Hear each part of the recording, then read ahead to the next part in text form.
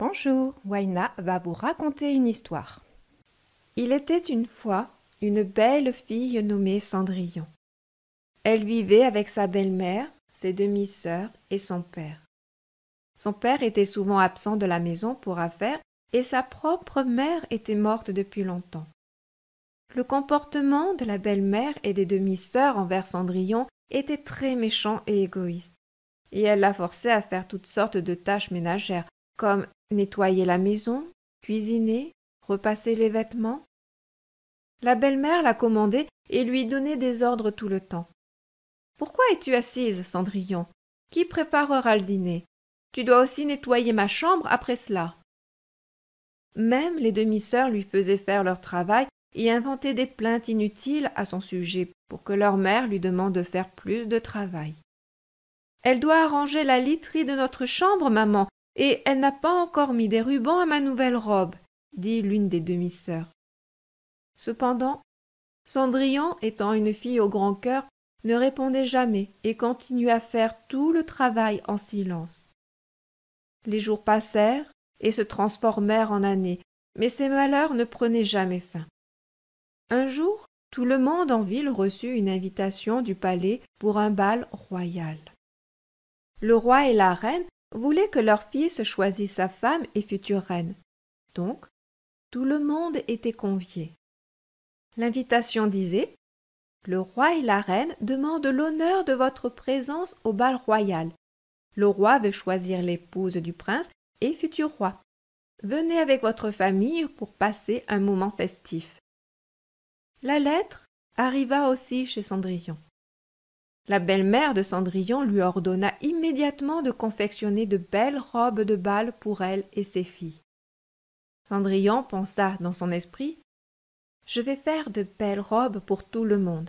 J'espère que maman m'emmènera aussi. » Mais le jour final, la belle-mère et les demi-sœurs lui donnèrent encore plus de tâches ménagères à accomplir et finirent par partir sans elle en citant son incompétence à terminer le travail à temps comme excuse.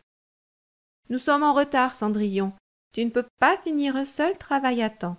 Maintenant, tu ne peux pas venir avec nous car il reste encore tant de choses à faire, » dit la belle-mère. Ses demi-sœurs déchirèrent aussi secrètement sa robe pour ajouter à son agonie. Laissant Cendrillon seule dans la maison, triste, elle pleura et dit, en regardant le ciel, « Les rêves ne se réalisent jamais, jamais. » Au même moment, une fée apparut devant elle. « N'aie pas peur, mon enfant, je suis ta marraine la fée. Je sais que tu veux rejoindre les autres au bal royal, et je peux faire en sorte que cela se produise, ma chère. » Elle agita sa baguette magique et transforma la robe déchirée de Cendrillon en une magnifique robe.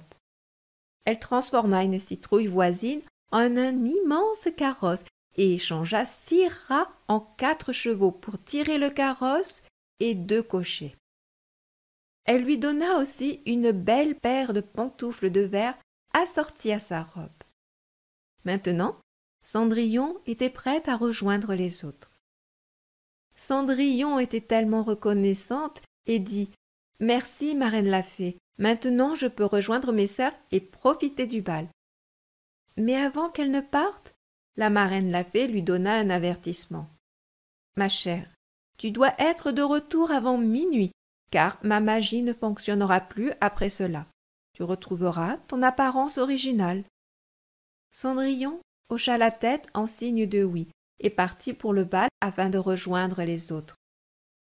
À la fête, tout le monde fut stupéfait de voir Cendrillon, car elle était la plus belle fille du bal. Le prince tomba amoureux dès qu'il posa les yeux sur elle. Il vint immédiatement et lui demanda de danser avec lui.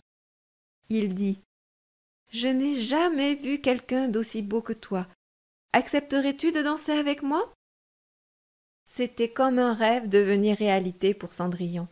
Elle dit oui immédiatement. Toutes les filles, y compris ses demi-sœurs, étaient jalouses d'elle.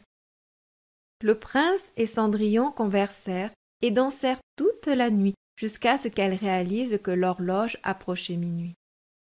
Elle se précipita vers chez elle, laissant le prince déconcerté. Le prince la poursuivit, mais en vain. En se précipitant, l'une de ses pantoufles de verre tomba sur les escaliers du palais. Le lendemain, le prince décida de rechercher dans tout le royaume la fille à qui la pantoufle irait, car il voulait épouser cette fille.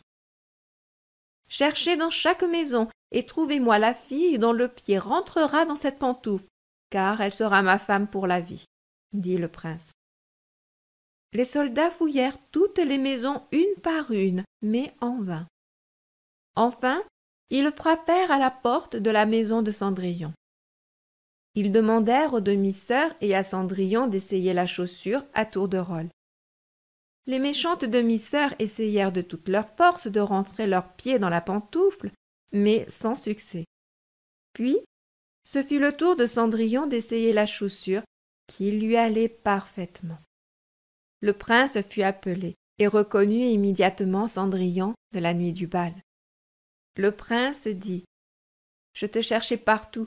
Pourquoi m'as-tu quitté ainsi? Maintenant, je ne te laisserai plus partir.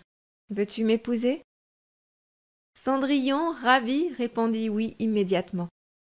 Plus tard, ils se marièrent lors d'une grande cérémonie et vécurent heureux pour toujours.